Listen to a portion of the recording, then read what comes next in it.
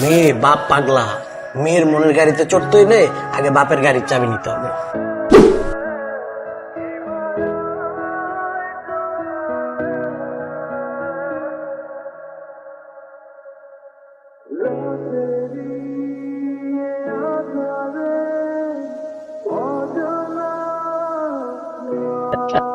Welcome welcome barrister Sheikh সমুদ্র।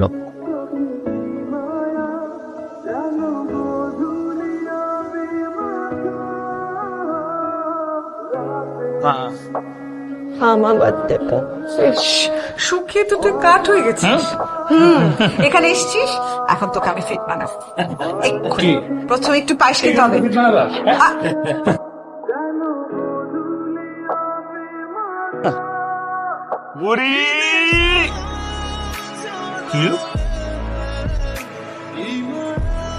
কি হইলো?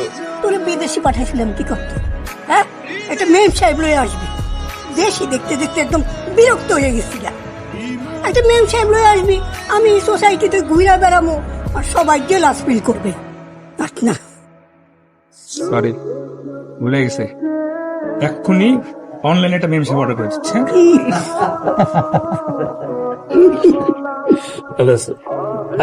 চল ভিতরে চল, ভিতরে চল।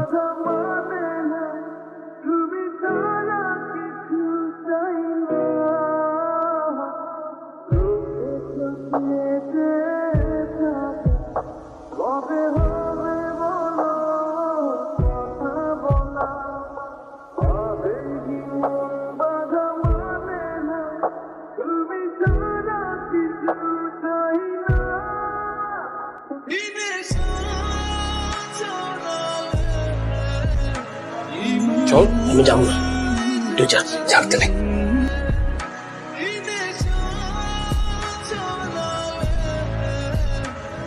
Excuse me. পৃথিবীতে এমন কিছু মানুষ আছে যাদের প্রথম দেখাতে আমাদের মনে অদ্ভুত এক টান সৃষ্টি হয়। হাত দিন, একটু সামনে। শুনেছি বোকা মানুষেরাই প্রথম দেখায় প্রেমে পড়ে, তবে মাঝে মাঝে এমন বোকা হতে ক্ষতি কি? হাত শক্ত করেন।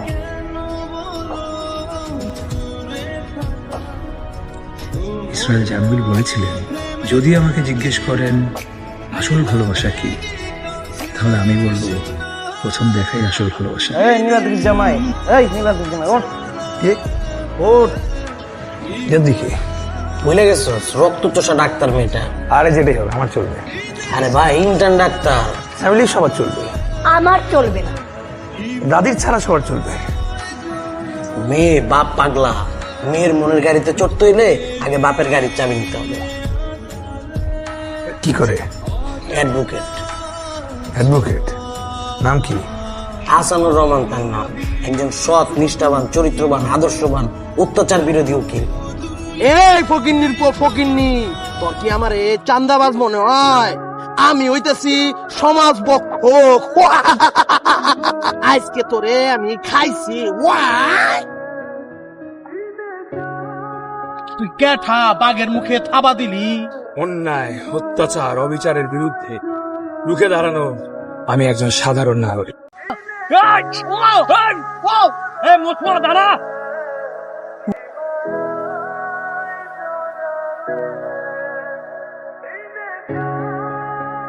ভাগ। কি করছো? সবাই করছো কেন? তোর হাত তো ফেটে গেছে। সে কিছু না, এরকম অন্যায় বিচারের বিরুদ্ধে আমি সারা জীবন লড়েছি, সারাদিন লড়তে পারবো স্যার। একটা মিনিট স্যার। হ্যাঁ, আমার ছবিটা পকেটে কেন? স্যার, স্যার আপনি হচ্ছেন কি আমার আইডল, আমার গুরু। আপনার গুরু প্রেরণা মেনে আমি একজন উকিল হয়েছি স্যার। আমার স্বপ্ন হচ্ছে কি আপনার মতো একজন বড় আইনজীবী হওয়া।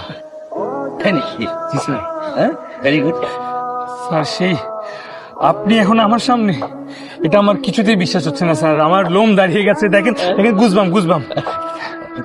কিন্তু তোমার হাত তো ফেটে গেছে। জি, এসো তুমি আমার সঙ্গে আমার বাসায় এসো, আমি আইস দিয়ে দিচ্ছি। আইস আছে স্যার? হ্যাঁ নিশ্চয়ই আছে। তাহলে স্যার, আমার চেয়ে বেশি আহত হয়েছে ওই গুন্ডাটা স্যার। কেউ তো জন্মগত ক্রিমিনাল হয় না স্যার, সবারই একটা ভালো হওয়ার সুযোগ পাওয়া উচিত। স্যার আপনার অনুমতি দিলে আজকে থেকে আমি আপনার অ্যাসিস্ট্যান্ট, আর ওই গুন্ডাটার যেহেতু বডি শডি ভালো, সে হবে কি আপনার বডিগার্ড। তা তো হয়ে যায়, কিন্তু ওকে পাবে কই? সেটা আপনি আমার উপর ছেড়ে দেন স্যার। ওকে আবার বুঝিয়ে আমি নিয়ে আসবো স্যার। ঠিক আছে, ওকে। হ্যালো। আপনি জি আমি। আপনি এখানে কেন? হ্যাঁ স্যার, ও তুই এসে গেছিস? পরিচয় করে দিই, আমার মেয়ে নীলাদ্রি। হ্যালো, ডাকে sir. Nice to meet you. আর ও হচ্ছে সমুদ্র, খুবই আদর্শবান ছেলে, ঠিক আমার মতো। ল প্র্যাকটিস শুরু করবে বলে ওকে আমি অ্যাসিস্ট্যান্ট করে নিই। এখন থেকে 24 ঘন্টা আমি এখানেই। এক্সকিউজ মি, আপনাকে ঠিক আছে, আপাতত এক্সকিউজড, সমস্যা নাই। মাত্র তো ঢুকলাম। মা তো নাস্তা প্লিজ। আরে খান খান, ঠান্ডা হয়ে যাচ্ছে তো, নিজের হাতে প্লিজ।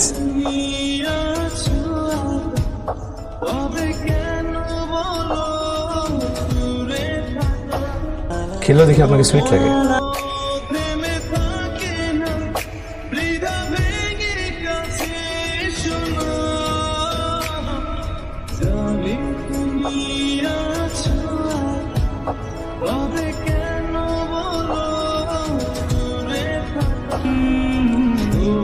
কি ভাবনায় আবার কোন নারীকে নিয়ে স্বপ্ন দেখছেন? কে আবার? একজনকে নিয়ে তো ভাবি। কি সে হতভাগিনী? আপনি জানেন না? না, জানে না নাকি জেনেও না জানা ভান করে? না জানার ভান করলে তো তাই কোনোভাবে বোঝানো কোনোদিন সম্ভব না। তো আপনি রাগ করেন কেন? এত রাগ করার কি আছে? আপনাদের কথা আমি আর কি বলবো? আমরা মানে আপনি আমার বাবার কথা মিন করছেন? আপনার বাবার কাছে একজন আসছে, তাকে নিয়ে বলতেছেন আপনার জন্য একটা ভালো ছেলে দেখতে বিয়ে দিবে। তো এতে দোষের কি আছে? একটা ভালো ছেলে তার সাথে সারাদিন আগ পিছে ঘুরে, তাকে দেখতে পেল না? হ্যাঁ দেখুন, আপনি কিন্তু এখন অনেক বাড়াবাড়ি করছেন, বেশি হয়ে যাচ্ছে কিন্তু। করবোই তো, পরিবার পরিজন ছেড়ে আমি এখানে পড়ে আছি, কোনো দামই নেই আমার। তো আপনি এখানে পড়ে থাকতে কে বলেছে? রাইট, ঠিকই বলছি। আপনি তো বলেন না আমাকে পড়ে থাকতে, আমি নিজ দেখতে পড়ে আছি, দোষ তো আমারই। খামাখামি কেন